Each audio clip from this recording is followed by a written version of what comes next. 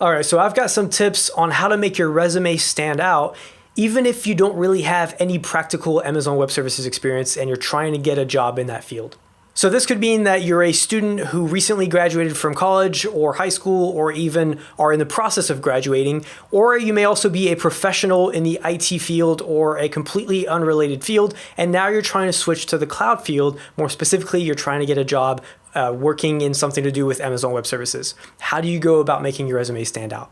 The number one tip that I can give you is to have some example of a project that you've worked on, even if it's not anything fancy. You've always heard of, to-do apps, building a to-do app that's hosted on Amazon Web Services or something like that. Even something that basic, just showing the fact that you've built something on Amazon Web Services and you have a basic understanding, but even more importantly, you have hunger. You're hungry to learn the platform. You're hungry to see how it works, how the different pieces fit together. Maybe you've had to learn some JavaScript, but you had no prior JavaScript experience. You've had to learn how to use different Amazon Web services in order to host that application.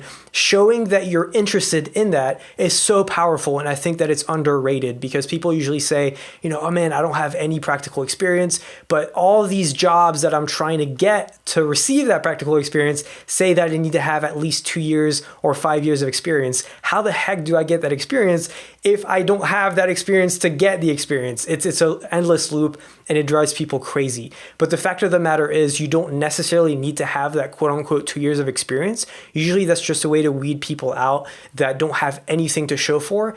But if you've built something, even something basic, just show it off, put it on GitHub, create videos about it, put them on YouTube, share it on LinkedIn, say, hey, check out this project that I built. Here's how I built it. Write down step by step. These are the challenges that I ran into. This is how I solved the challenge. That shows persistence. That shows that you're hungry to learn more, and it can drastically increase your odds of getting either the job or even just getting your foot in the door. Because if I'm personally looking at a resume and I'm looking at someone that has zero AWS experience, zero other technical experience in IT, but they have those projects and they have those blog posts that explain exactly how they're building stuff and the problems they're running into and how they try to solve those, I'm going to be interested. I'm going to say, you know what? I'm going to give this person a chance. Let's sit down face to face. Let's see exactly what their goals are, how they've built this, and that's going to be super interesting.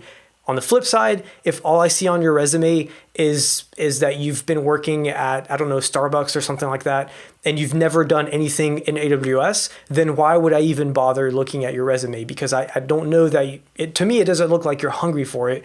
You're not really interested in it. So just having anything visible, even if it's basic, and describing how you worked on it, to me is incredibly useful, both as a hiring manager and as a person that's looking for a job in AWS and cloud field.